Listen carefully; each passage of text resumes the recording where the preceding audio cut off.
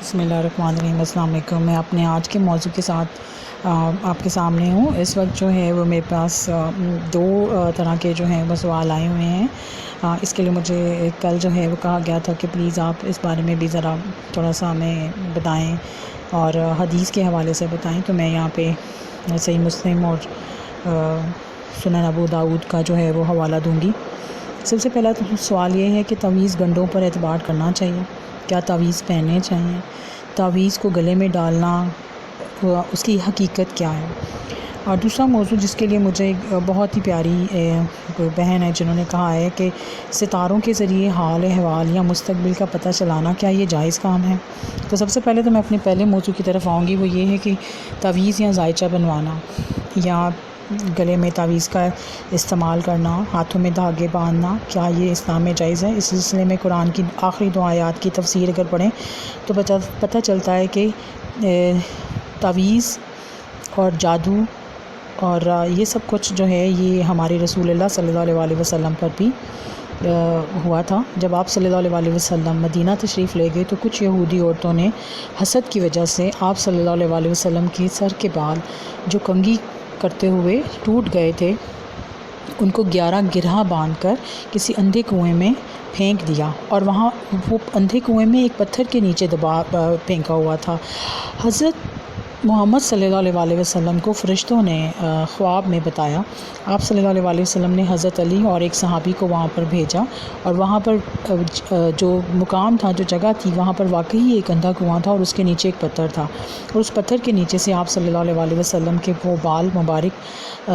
جو رکھے ہوئے تھے وہ مل گئے۔ یہ ابو الاعلیٰ مودودی کی کتاب تفسیر القرآن سے جو ہے یہ قصہ لیا گیا ہے۔ اس میں وہ فرماتے ہیں کہ وہاں سے آپ صلی اللہ علیہ وسلم کو وحی نازل ہوئی جس میں آپ کو سورہ المعوذتین، یہ 2 سورہ ہیں جو قرآن کریم کی آخری 2 سورت ہیں، سورہ فلق اور سورہ ناس، یہ پڑھنے کا حکم ہوا کہ آپ صلی اللہ علیہ وسلم ہر نماز کے بعد یہ 2 سورتیں پڑھا کریں، اور پڑھ کر جو ہے وہ آپ اپنے چہرے اور اپنے جسم اور ہاتھوں پر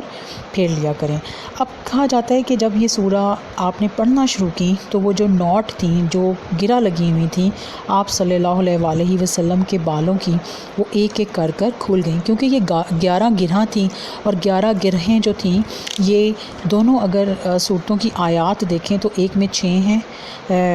آیتوں کی تعداد اور دوسرے میں 5 ہیں، تو یہ 11 آیات جس وقت پڑھی گئیں سورہ فلق اور سورہ ناس کی، تو یہ ایک ایک گرہ جو تھی وہ ایک ایک آیت پر کھلتی چلی گئی۔ تو اس کا مطلب یہ ہے کہ تعویذ تو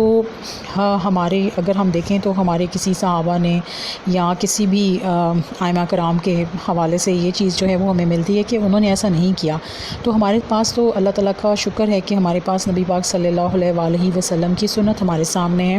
ہم چاہیں تو ہم ان کی سنت پر 100% چل کر جو ہے وہ کامیابی حاصل کر سکتے ہیں، اور انشاءاللہ ان آیت مقدسہ کو اگر ہم روزانہ اپنی زندگی کا حصہ بنائیں تو ہم انشاءاللہ جو ہے وہ تمام قسم کی مشکلات سے باہر نکل سکتے ہیں۔ اس کے علاوہ ایک یہ بھی سوال آتا ہے کہ جی یہ آیات ہی تو ہوتی ہیں تعویذ میں، تو پھر انہیں گلے میں ڈالنے سے کیا مسئلہ ہے؟ تو بات یہ ہے کہ یہ آیات مقدسہ اگر گلے میں لکھ کر ڈال لیا جائے گا تو ان کی بے حرمتی ہونے کا خدشہ ہے، تو بہتر یہ ہے کہ ہم ان کو نہ ڈالیں، کیونکہ ظاہر ہے میاں بیوی کی مباشرت کے دوران یا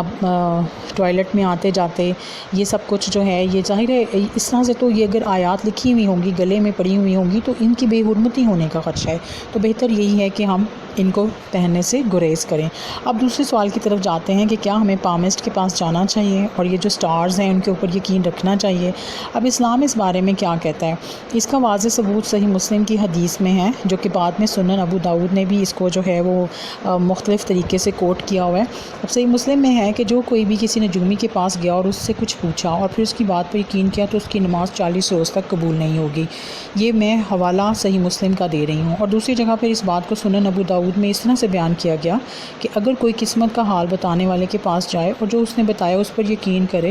تو وہ رسول اللہ صلی اللہ علیہ وسلم کی لائی ہوئی شریعت سے اس کا ایمان جو ہے وہ اٹھ جائے گا۔ اب دوسری حدیث میں رسول اللہ صلی اللہ علیہ وسلم کی لائی ہوئی ہدایت سے منکر ہونے کا مطلب یہ ہے کہ قرآن کی جو مختلف صورتیں ہیں جس میں واضح انداز میں لکھا ہوا ہے کہ زمین اور آسمان کا تمام علم جو ہے وہ صرف اللہ تعالیٰ کے پاس ہے، اور اللہ تعالیٰ نے یہ علم تمام علم اللہ تعالیٰ کے پاس ہے، تو اس کے سوا جو ہے وہ کوئی بھی ان تمام چیزوں کا علم جو ہے وہ نہیں رکھتا۔ یہ سورہ نمل کی آیت نمبر 65 کے اندر لکھا ہوا ہے کہ اللہ تعالیٰ ہی جو ہے وہ تمام چیزوں کا علم رکھتا ہے۔ غیب کا علم جو ہے وہ اللہ تعالیٰ نے اپنے ہاتھ میں رکھا ہے، اور کسی بھی انسان کو جو ہے وہ یہ اجازت نہیں ہے کہ وہ کرے۔ وہ اپنے اندازوں اور قیاس آرائیوں سے تو کچھ نہ کچھ بتا سکتے ہیں، لیکن ایگزیکٹلی کیا ہونے والا ہے مستقبل میں یہ صرف اللہ تعالیٰ کی ذات جانتی ہے۔ تو اگر ان کے پاس جایا جائے گا اور ان سے سوالات پوچھے جائیں گے اور ان کی باتوں پہ یقین کیا جائے گا، تو اس سے ایمان کو جو ہے وہ خدشہ ہے کہ ایمان انسان کا جاتا رہے گا۔ تو بہتر یہی ہے کہ ان تمام چیزوں سے اجتناب کیا جائے۔ اس کے ساتھ ہی آپ سب سے اجازت چاہتی ہوں، آپ کے سوالات ہیں انشاءاللہ تعالیٰ کل لے کر میں ضرور آؤں گی، اور اس دعا کے ساتھ کہ اللہ تعالیٰ ہم سب کو دشمنوں اور حاسدوں سے محفوظ رکھے اور سنت نبی صلی اللہ علیہ وسلم کو عام کرنے کی توفیق دے۔ اس کے ساتھ ہی اجازت دیں، اللہ حافظ۔